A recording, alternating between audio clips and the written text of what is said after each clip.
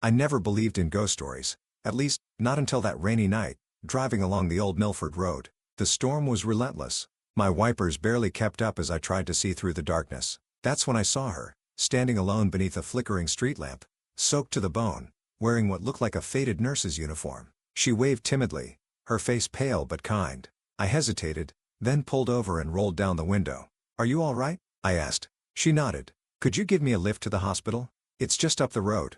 Her voice was soft, almost brittle, but something in her eyes put me at ease. She climbed in quietly, and we drove in silence, rain drumming on the roof. For a moment, lightning flashed. In that brief light, her uniform looked old, almost from another era. Trying to break the silence, I asked, "Do you work the night shift?" She stared out the window. "I used to. I just need to go home."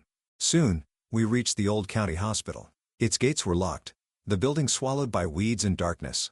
I stopped the car, unsure. She turned to me, her eyes suddenly full of sorrow and gratitude. "You're a good man. Not everyone is. Please, never come back here after midnight." Before I could reply, she slipped out into the rain and walked toward the chained gates. I looked down, fumbling for my phone, and when I glanced back, she was gone. The road was empty. The next morning, I told the story at the local café. The regulars fell silent. Finally, the oldest man there leaned in. "That was Evelyn," he said quietly. "She was a nurse here, long ago. Terrible men hurt her, and the truth was buried. Folks say her spirit still walks that road, but she only haunts the wicked. She spares the innocent." Since that night, I've never driven Millford Road after dark. But if you ever do, make sure your conscience is clear. Subscribe Whisper Tomb for more.